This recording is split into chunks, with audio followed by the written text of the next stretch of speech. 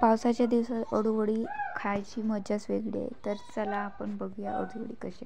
त्यासाठी मी माझ्या घरचे अळूवडीचे पाने तोडून घेतात. चाकूने कापून घेत आहे मी ते पाने. माझ्या घरीच एक धोप्याचं झाड आहे. आमच्याकडे याला धोप्याचे पाने म्हणतात. तुमच्याकडे काय म्हणतात कमेंट करून सांगा. मी पूर्ण तोडून घेतले आणि त्याला स्वच्छ धुवून घेतले आणि आता त्याचे काठ म्हणजे देठ काढून घेऊ. देठ काढून घ्यायचे. पानं तुटतात कारण देठ जर आपण खाल्ले तर ते घसा खवखवतो, म्हणून थोडे पान तुटलेलं आहे, पण काही हरकत नाही.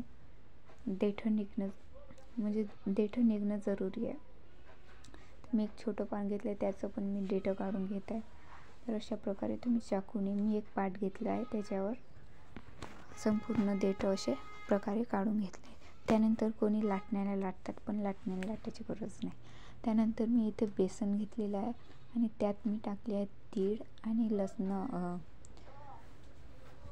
आले लसणचा पेस्ट, तिखट, धनेपूड टाकलेला आहे आणि हळद, मीठ टाकलेलं आहे. चवीनुसार मीठ टाकून घ्या. त्यानंतर मी यामध्ये चाट मसाला पण टाकलेला आहे आणि तीळ टाकलेला आहे. तर हे चांगलं मिक्स करून घ्या.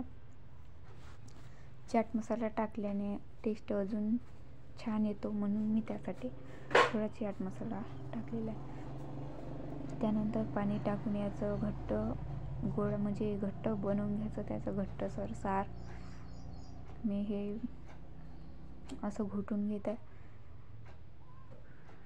जाडसरच राहू द्यायचं, कारण की ते आपल्याला त्याच्यावर हे करायला लागतं, म्हणून मी थोडं जाडच ठेवलेलं आहे. भज्याप्रमाणे तुम्ही भजे जसे असते तसंच ठेवू शकता. त्यानंतर मी पाटावर ठेवले आहे आणि त्याला लावून घेतलेलं आहे. माझं बेसन थोडं पातळच झालं आहे, तुम्ही यापेक्षाही घट्ट ठेवा. बेसन घट्ट राहते म्हणून जास्त बेसन लागतं, काही हरकत नाही. वडी खूप छान लागते. त्यानंतर मी दुसरंही पान ठेवले. असंच करत जा. एकावर एक पाने ठेवायची आणि नंतर एकावर एक पाने ठेवल्यानंतर ती गुंडाळत न्यायची, अशी याची प्रोसेस आहे. त्यानंतर मी जे मोठे पान आहे त्याचे तुकडे काही आहेत ते पण त्याच्यावर ठेवत आहे आणि काही छोटे पान आहेत. तर असे मोठे छोटे छोटे असे पान तुम्ही घ्या. त्यानंतर संपूर्ण सगळीकडे अशा प्रकारे तुम्ही बेसन लावून घ्या. बेसन पाटाला चिकटतं काही नाही, आपण नंतर धुवू शकतो. माझं पण बेसन थोडं पाटाला चिपकलेलं आहे.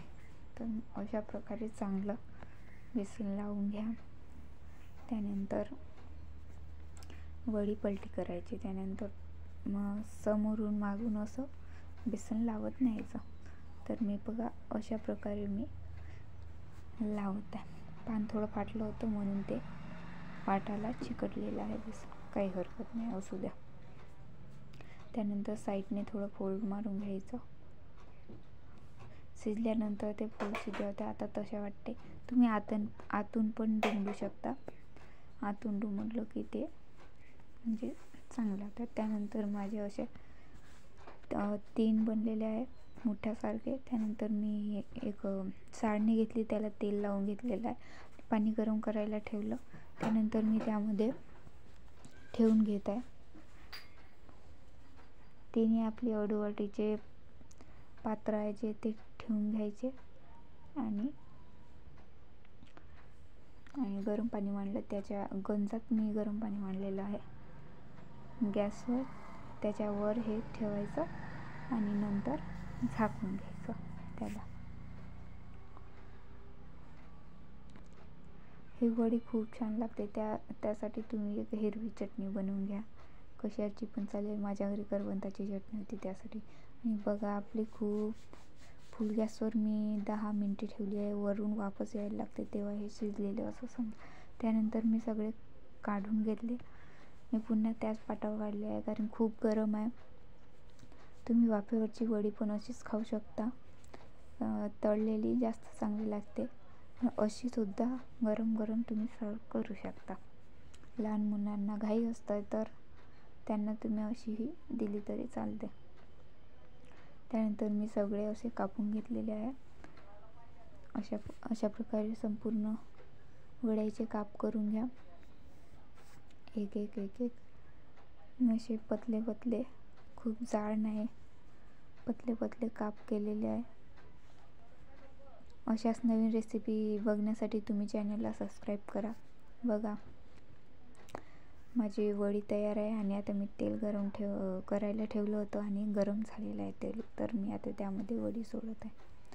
तर नवीन रेसिपी बघण्यासाठी तुम्ही चॅनलला सबस्क्राईब करा, लाईक करा, शेअर करा.